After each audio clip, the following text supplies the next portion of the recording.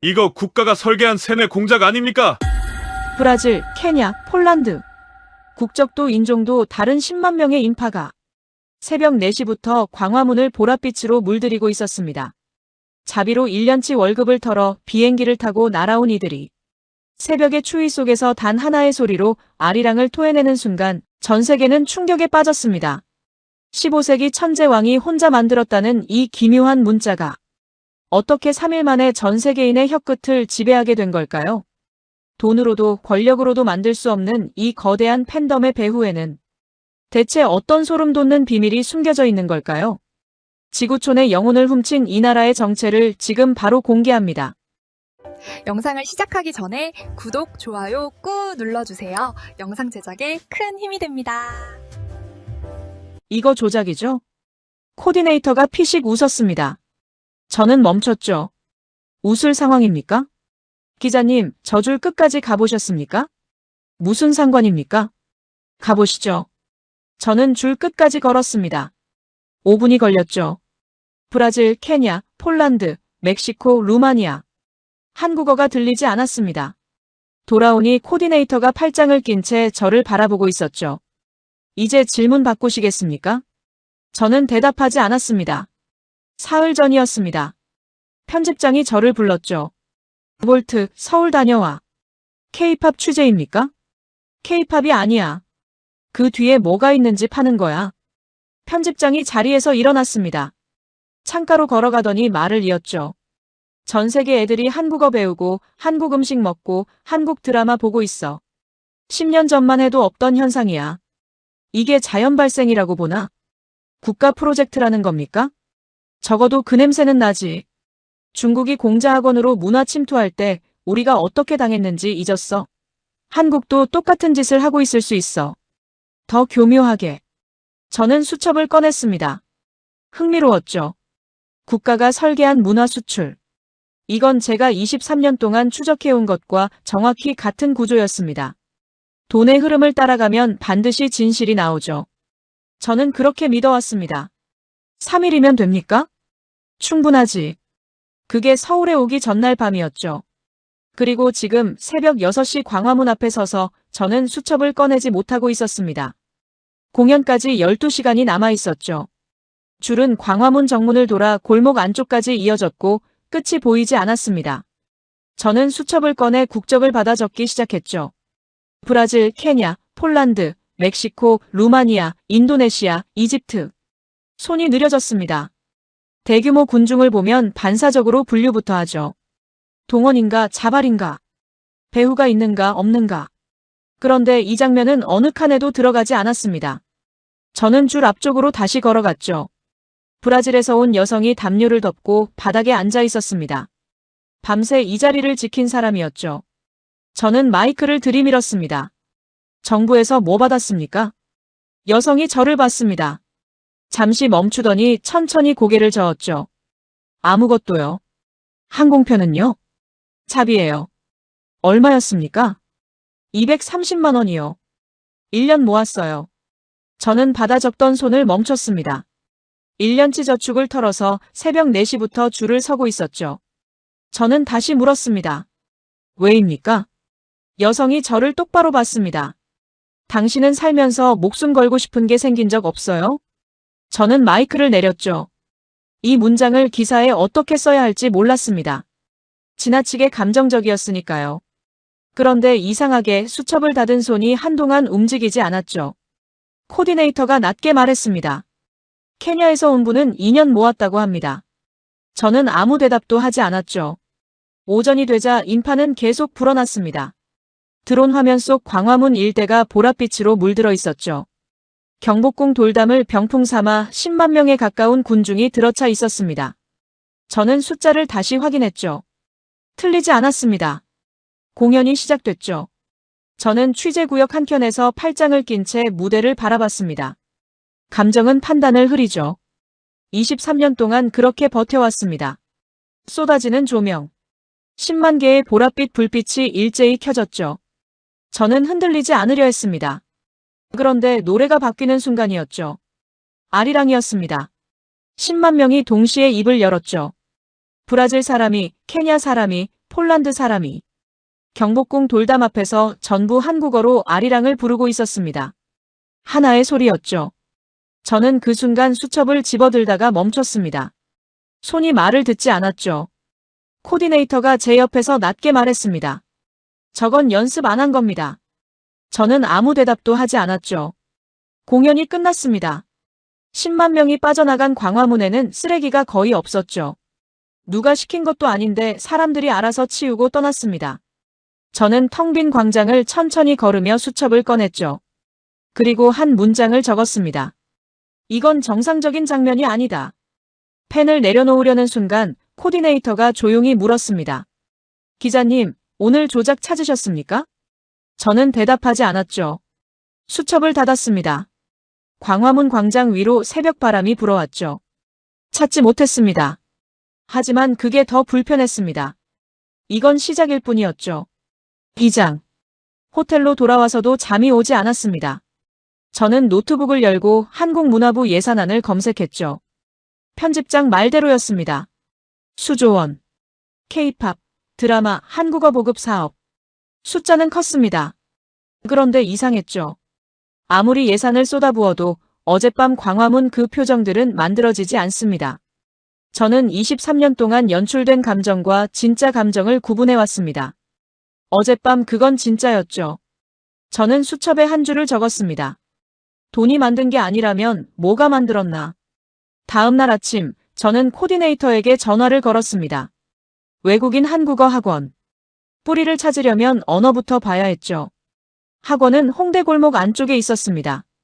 간판도 작았고 건물도 낡았죠. 저는 들어서기 전에 잠시 멈췄습니다.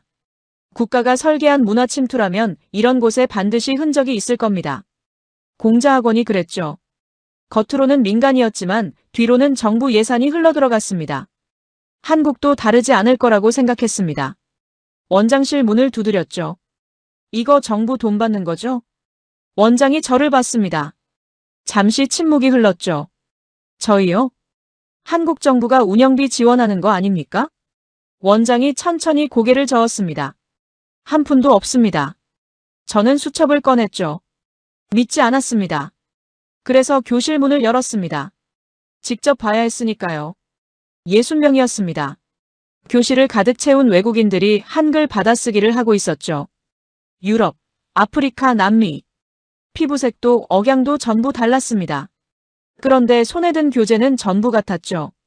저는 맨 앞줄에 앉은 남성에게 다가갔습니다. 프랑스 억양이었습니다. 수강료가 얼마입니까? 5월 30만 원이요. 자비입니까? 당연하죠. 한글을 왜 배우는 겁니까? 남성이 잠시 펜을 내려놓았습니다. 한국 회사에 취직하고 싶거든요. 요즘 한국어 할 줄 알면 달라요. 저는 뒷줄로 이동했습니다. 나이지리아에서 온 여성이었죠. 왜 배웁니까? 드라마 자막 없이 보고 싶어서요. 옆자리 여성이 끼어들었습니다. 칠레 억양이었죠. 저는 한국 음식 유튜브 보려고요. 자막이 너무 늦게 나와서요. 저는 수첩을 덮을 뻔했습니다. 드라마, 유튜브. 이건 그냥 팬덤이었죠. 그런데 원장 말이 걸렸습니다. 저는 다시 원장실로 돌아갔습니다. 학생 수가 늘고 있습니까? 3년 전에 20명이었습니다. 지금은 60명이고 대기자가 40명 더 있습니다. 저는 멈췄죠. 대기자 40명. 월 30만 원. 정부 지원 없음. 저는 이 숫자들을 머릿속에서 조합해봤습니다. 조작의 흔적이 보이지 않았죠. 그게 더 불편했습니다. 수업이 끝나고 저는 강사를 붙잡았습니다. 한국인 여성이었죠. 한글이 어렵지 않습니까? 외국인들한테. 강사가 피식 웃었습니다. 3일이면 읽습니다. 저는 멈췄죠. 3일이요? 발음 기반으로 설계된 문자거든요. 원리만 이해하면 누구든 읽을 수 있습니다. 저는 아랍어를 취재 목적으로 배운 적이 있었습니다. 6개월이 걸렸죠. 그것도 기초만이었습니다.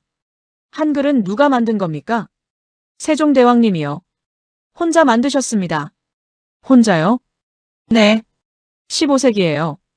창제 원리까지 전부 기록으로 남겨놨습니다. 그래서 유네스코가 세계 유일의 창제자와 원리가 명확한 문자로 인증했죠. 저는 잠시 강사를 바라봤습니다. 15세기. 혼자.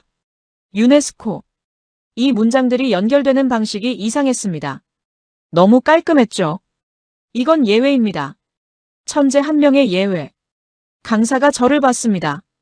표정이 바뀌지 않았죠. 그렇게 생각하셔도 됩니다. 저는 학원을 나왔습니다. 홍대 골목을 걸으며 수첩을 펼쳤죠. 60명. 대기자 40명. 월 30만 원. 정부 지원 없음. 3일이면 읽기 가능. 유네스코 인증. 편집장이 말했던 말이 떠올랐습니다. 국가가 설계한 문화 침투. 저는 그 구조를 찾으러 왔죠. 그런데 이상했습니다. 설계의 흔적이 없었습니다. 돈줄도 동원의 냄새도 없었죠. 사람들이 그냥 자기 돈으로, 자기 의지로 배우고 있었습니다. 저는 수첩을 닫았습니다. 이건 예외다. 혼자 중얼거렸죠. 그렇게 믿으려 했습니다. 그런데 대기자 40명이라는 숫자가 머릿속에서 지워지지 않았죠. 이건 예외가 아닐 수도 있었습니다. 3장. 그날 밤 저는 호텔방에 틀어박혔습니다. 노트북 화면에는 검색창이 열려 있었죠. 저는 수첩을 펼쳤습니다. 앞에 적어놓은 숫자들을 다시 봤죠. 10만 명. 자비 항공비. 정부 지원 없는 학원. 대기자 40명. 편집장이 원하는 건 폭로였습니다. 국가가 설계한 문화 침투. 그 구조를 찾아야 했죠. 그런데 이틀을 뒤졌는데 흔적이 없었습니다. 저는 방향을 바꿨습니다. 현상이 아니라 뿌리를 봐야 했죠. 이 나라가 어디서 출발했는지부터 확인해야 했습니다. 저는 검색창에 한국 경제 성장을 쳤습니다. 그리고 멈췄죠. 1953년. 한국 1인당 국내 총생산. 67달러. 저는 숫자를 다시 읽었습니다. 67달러였습니다. 저는 비교 대상을 검색했죠. 같은 해 에티오피아. 당시 아프리카 최빈국 수준과 비슷했습니다. 저는 수첩에 받아 적었습니다. 손이 느려졌죠. 다음 줄을 클릭했습니다. 2023년. 한국 1인당 국내 총생산. 35,000달러. 저는 계산기를 두드렸습니다. 523배였습니다. 70년 만에. 저는 계산기를 다시 확인했죠. 틀리지 않았습니다. 저는 자리에서 일어났다가 다시 앉았습니다. 이런 숫자는 처음이었죠. 23년 동안 저는 수많은 나라의 경제 데이터를 봐왔습니다. 이런 속도는 없었습니다. 다음 날 아침, 저는 코디네이터를 불렀습니다. 한국 경제 전문가 만나야겠습니다. 코디네이터가 잠시 생각하더니 말했죠. 어떤 부분을 보실 겁니까? 숫자가 이상합니다. 67달러에서 35,000달러. 이게 말이 됩니까? 코디네이터가 저를 바라봤습니다. 저도 그게 늘 이상했습니다. 서울대학교 경제학과 교수였습니다. 연구실은 낡았지만 벽면 가득 자료가 쌓여 있었죠. 교수가 자리에 앉으며 말했습니다. 어디서부터 보실 겁니까? 처음부터요. 67달러부터. 교수가 서랍에서 사진 한 장을 꺼냈습니다. 1953년 서울 사진이었죠. 저는 받아들었습니다. 폐허였습니다. 건물이 없었습니다. 도로가 없었습니다. 사람들이 잔해 위를 걷고 있었죠. 저는 창밖 서울 스카이라인을 바라봤습니다. 같은 도시라는 게 믿어지지 않았습니다. 이게 70년 만에 저렇게 됐습니까? 네. 미국 원조 덕분이겠죠. 교수가 잠시 저를 봤습니다. 원조는 1960년대 초에 끊겼습니다. 그 이후 성장은 전부 자력이었죠. 저는 수첩을 꺼냈습니다. 자력. 저는 그 말을 받아 적으면서도 완전히 믿지 않았습니다. 미국이 개입했을 거라고 생각했죠. 반드시. 그런데 교수가 자료를 밀었습니다. 국제통화기금 보고서였습니다. 1997년 자료입니다. 저는 훑었죠. 195억 달러. 국가부채. 파산 직전. 국제통화기금 구제금융. 저는 고개를 들었습니다. 이때 망한 거 아닙니까? 망할 뻔했습니다. 그런데요? 교수가 다른 자료를 내밀었습니다. 신문 스크랩이었죠. 1998년. 저는 사진을 봤습니다. 사람들이 줄을 서 있었습니다. 손에 뭔가를 들고 있었죠. 저는 가까이 들여다봤습니다. 금이었습니다. 이게 뭡니까? 금 모으기 운동입니다. 국가가 파산 위기에 처하자 시민들이 자발적으로 금을 들고 나왔죠. 강제입니까?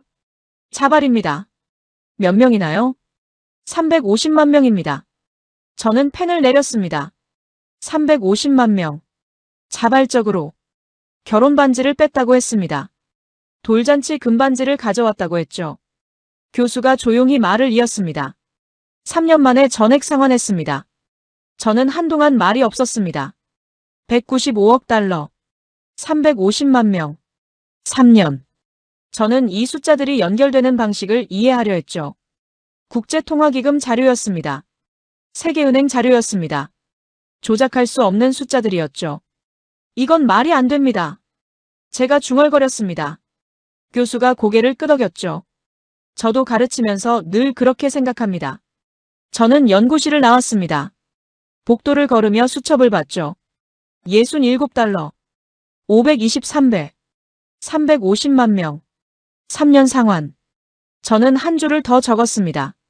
이건 미국 덕분이 아니다. 그리고 멈췄습니다. 그 문장이 무섭게 느껴졌죠.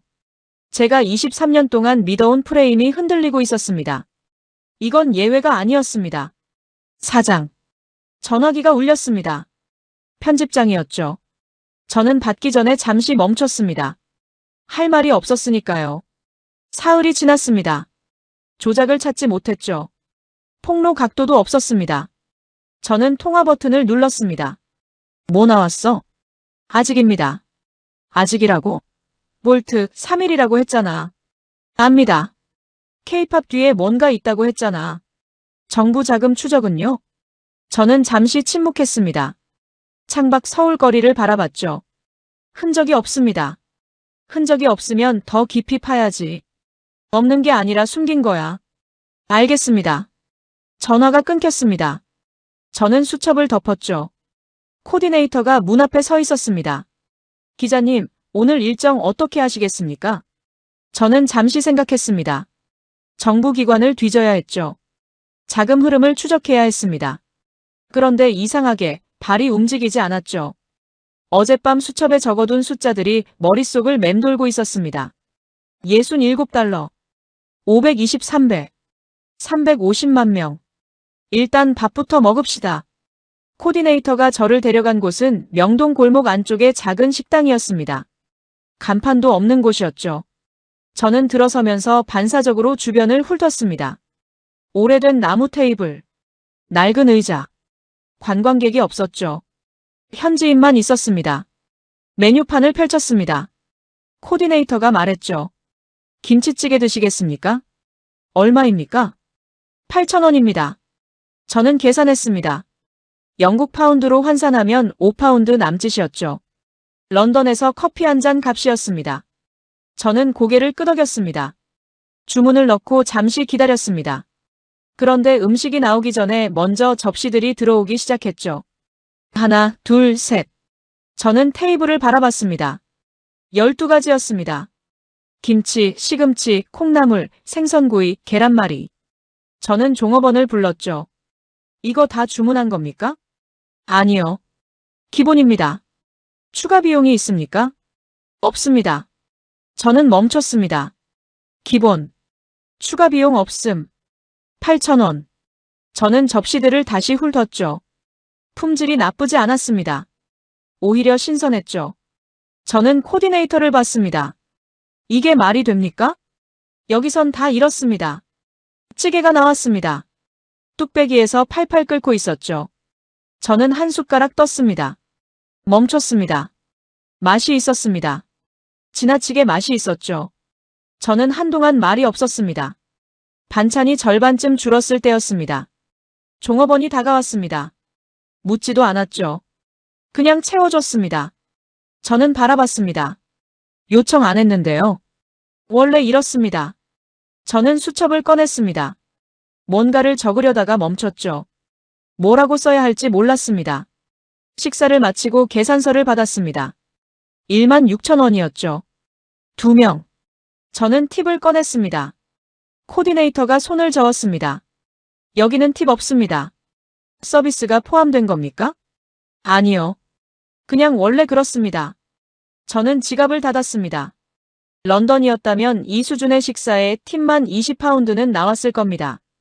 저는 골목을 나오며 코디네이터에게 물었죠. 다른 식당도 이렇습니까? 다 이렇습니다. 저는 그 말이 믿어지지 않아 직접 확인했습니다. 골목 안쪽 한식 뷔페였죠. 12,000원. 30가지 음식. 무제한이었습니다. 저는 접시를 들고 줄을 섰죠. 옆에 선 남성이 저를 봤습니다. 외국인이세요? 네. 처음이에요? 네. 남성이 웃었습니다. 매일 와도 질리지 않아요. 매일 조금씩 달라지거든요. 저는 자리에 앉아 접시를 내려다봤습니다. 30가지. 12,000원. 매일 메뉴가 바뀐다. 저는 이 구조가 어떻게 유지되는지 이해하려 했죠. 마진이 나올 수가 없었습니다. 그런데 식당은 가득 찼고 종업원들은 바빴고 주방에서는 계속 음식이 나오고 있었습니다. 저는 수첩에 한 줄을 적었죠. 이건 장사가 아니다. 시스템이다. 그리고 멈췄습니다. 편집장이 원하는 각도가 아니었죠. 국가의 음모가 아니었습니다. 그런데 이상하게 이게 더 무서웠습니다. 설계된 게 아닌데 이렇게 작동하고 있었으니까요. 호텔로 돌아온 건 밤 10시였습니다. 저는 노트북을 열고 취재 파일을 정리했죠. 사흘치 자료였습니다. 광화문 10만 명. 한국어 학원 대기자 40명. 67달러에서 523배 성장. 근무후기 350만 명. 8,000원짜리 식사에 반찬 12가지. 저는 한 줄씩 다시 읽었습니다. 폭로 각도가 없었죠.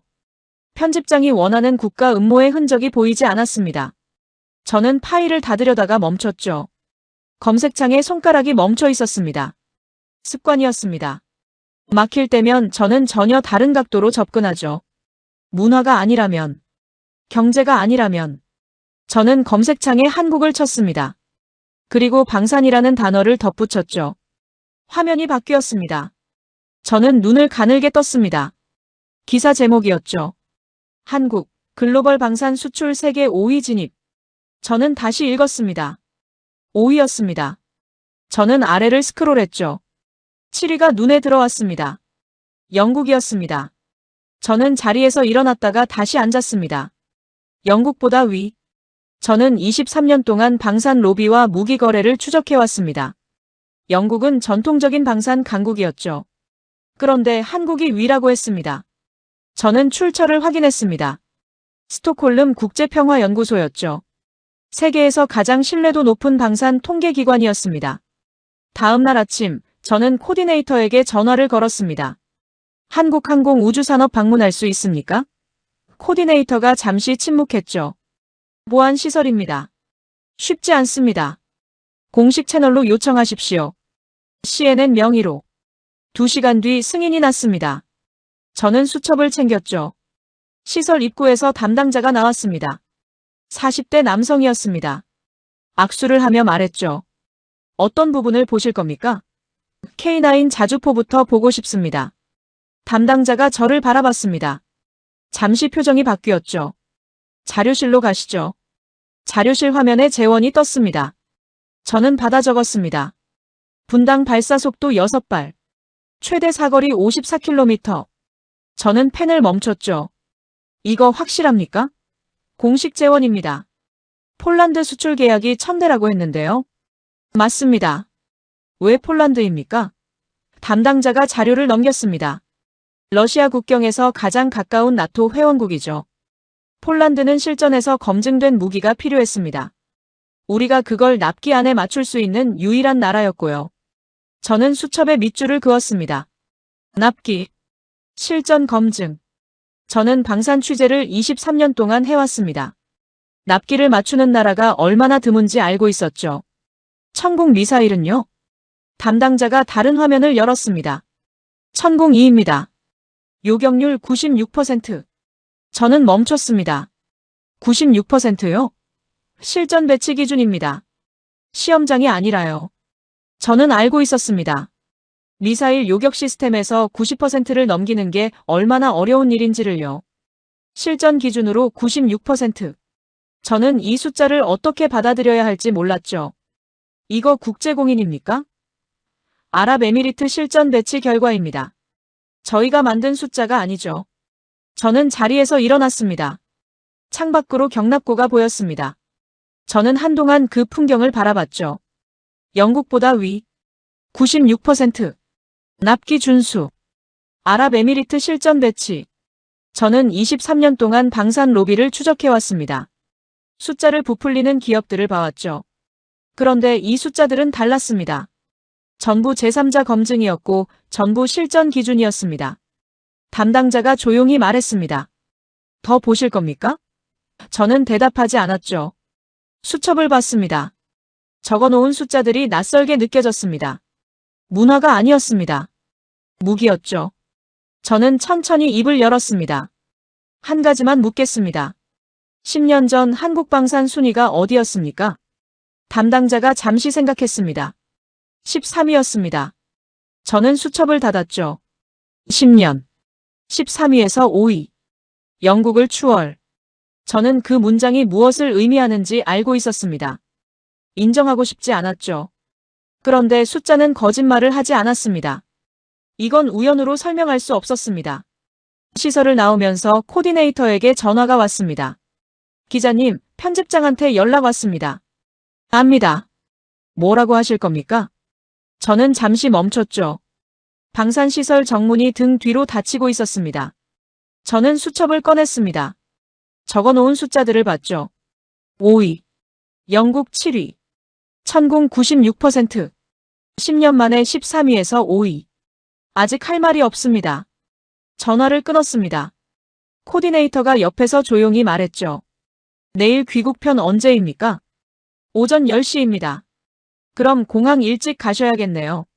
저는 고개를 끄덕였습니다. 그게 전부였죠. 그런데 그날 밤 저는 호텔방에서 수첩을 펼쳐놓고 오래 앉아 있었습니다. 앞장부터 다시 읽었죠. 광화문. 학원. 67달러. 식당. 망산. 전부 이어지고 있었습니다. 그런데 연결고리가 이상했죠. 국가가 설계한 것처럼 보이지 않았습니다. 그런데 국가가 설계하지 않은 것처럼도 보이지 않았죠. 저는 창밖 서울 야경을 바라봤습니다. 불빛이 가득했죠. 다음 날 새벽 5시였습니다. 인천공항으로 향하는 차 안에서 저는 눈을 감고 있었습니다.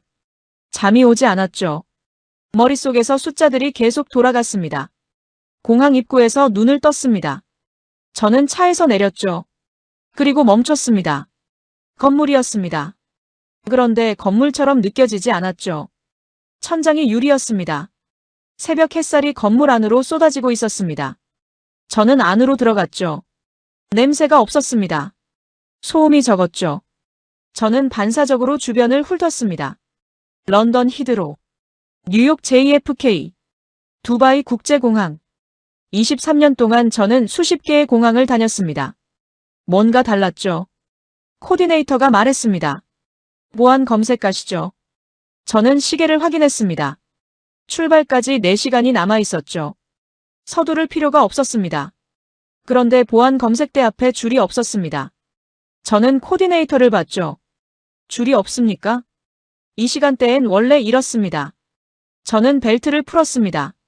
가방을 올렸죠. 직원이 손짓했습니다. 통과했습니다. 저는 시계를 봤습니다. 4분이었죠.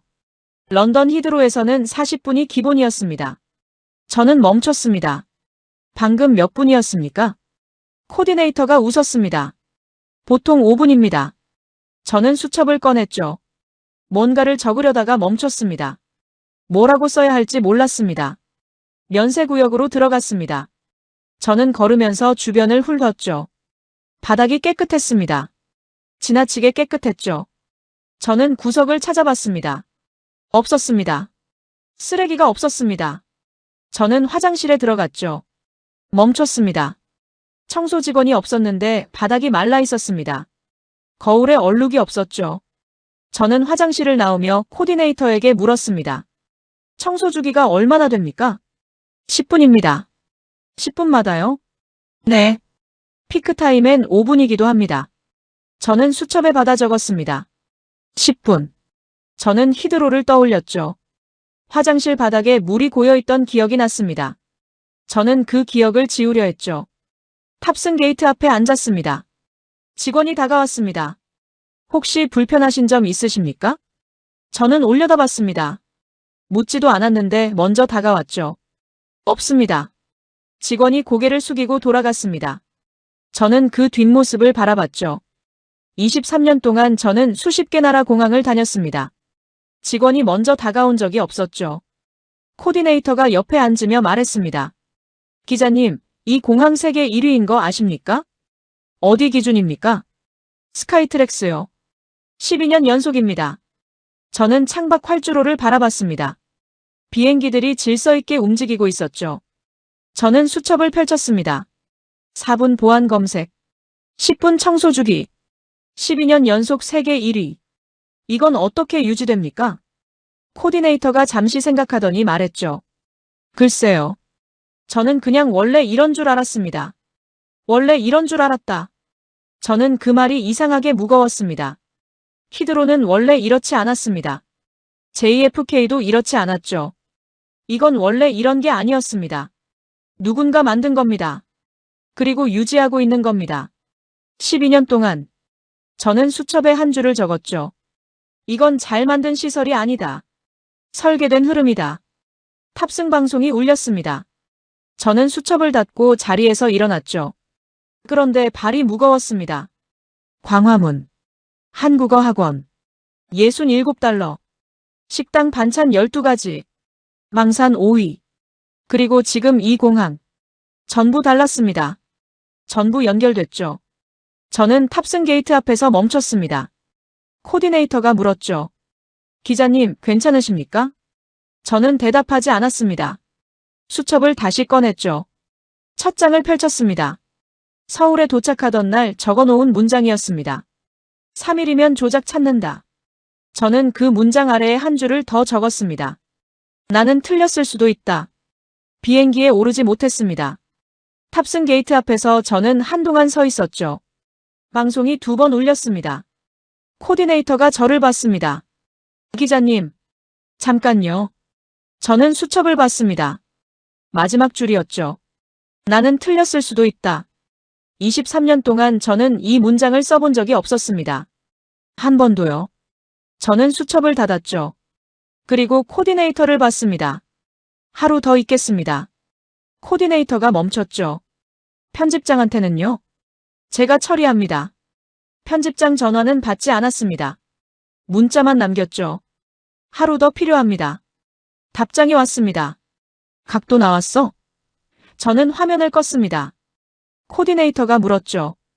어디 가시겠습니까? 저는 잠시 생각했습니다.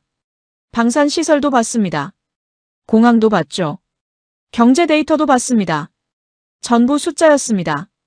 전부 시스템이었죠. 저는 다른 게 보고 싶었습니다. 이 나라 사람들이 어떻게 사는지. 그냥 걷겠습니다. 코디네이터가 데려간 곳은 청계천이었습니다. 저는 계단을 내려가다가 멈췄죠. 물소리가 들렸습니다. 서울 한복판이었습니다.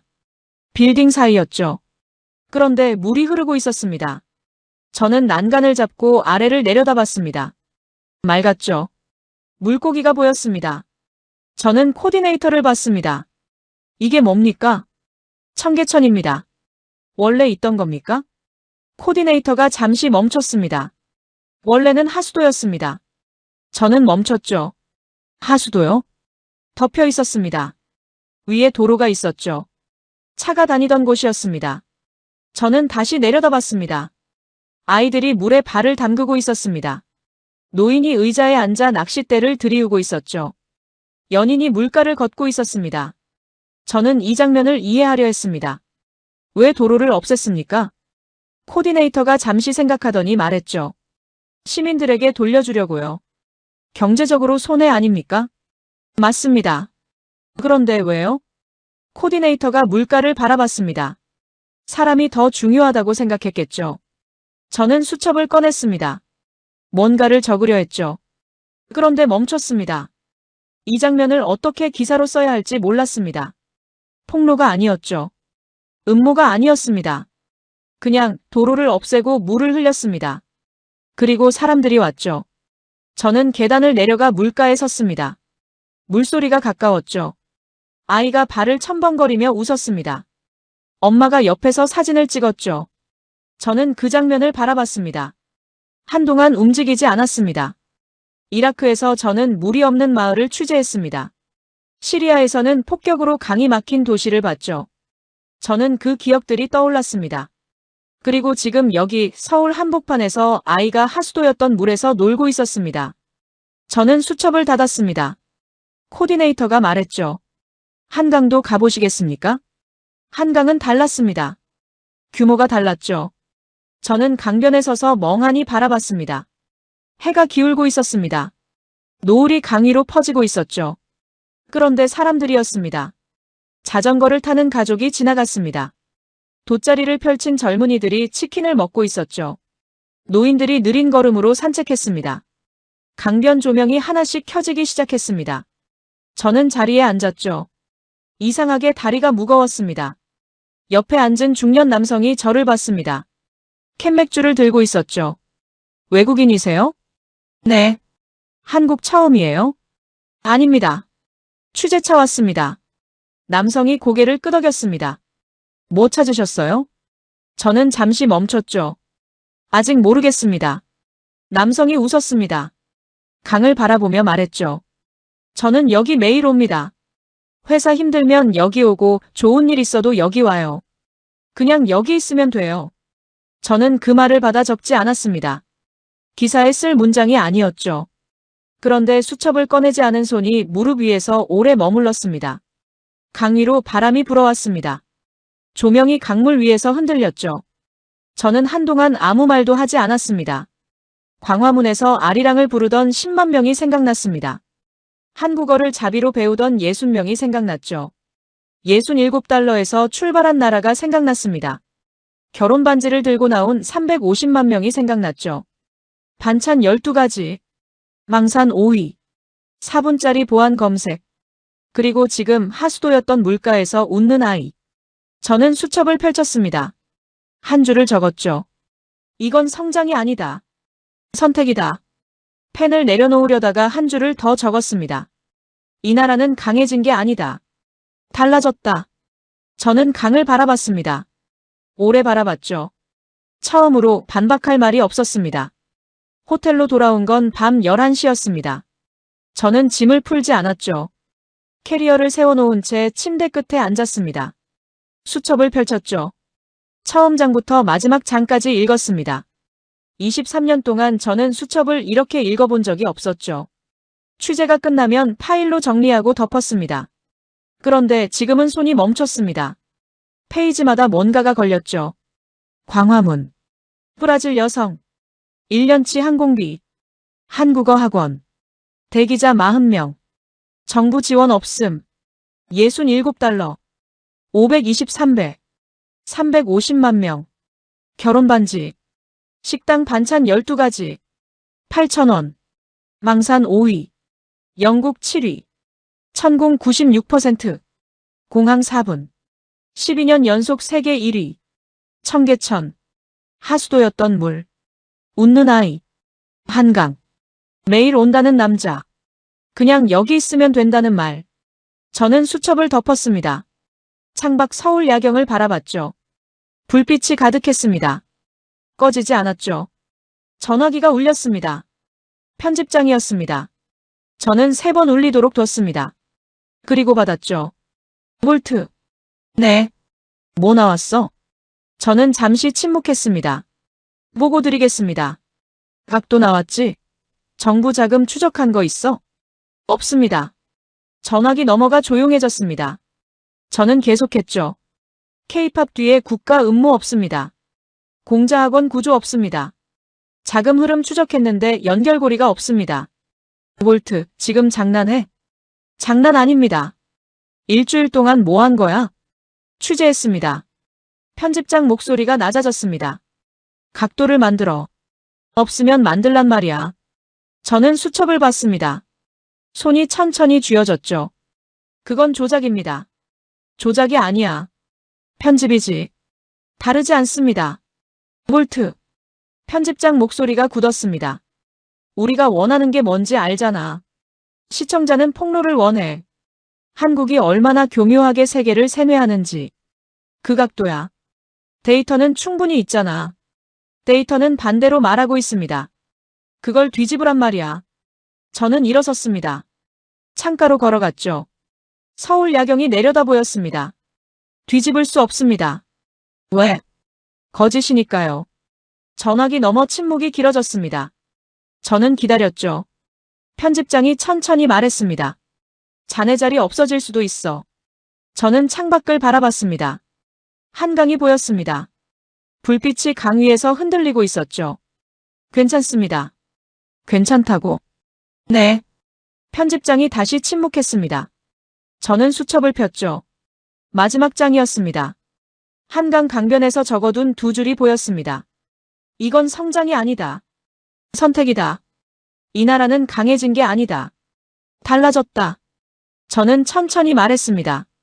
저는 23년 동안 거짓을 추적해왔습니다. 이번엔 없었습니다. 그게 보고입니다. 볼트. 네. 후회할 거야. 후회는 거짓을 쓸 때 합니다. 전화가 끊겼습니다. 저는 전화기를 내려놓고 창가에 오래 서 있었습니다. 손이 떨렸죠. 23년이었습니다. CNN이었습니다. 그런데 이상하게 무겁지 않았습니다. 저는 노트북을 열었습니다. 새 파일을 만들었죠. 제목을 입력했습니다. 한국 폭로 없음. 진실만 있음. 커서가 깜빡였습니다. 저는 첫 문장을 쳤죠. 나는 조작을 찾으러 서울에 왔다. 멈췄습니다. 다음 줄을 쳤죠. 그리고 처음으로 실패했다. 저는 계속 썼습니다. 광화문부터 시작했죠. 브라질 여성의 말을 그대로 옮겼습니다. 당신은 살면서 목숨 걸고 싶은 게 생긴 적 없냐고 했던 그 말을요. 67달러를 썼습니다. 350만 명을 썼죠. 방산 5위를 썼습니다. 4분짜리 보안 검색을 썼죠. 하수도였던 청계천을 썼습니다.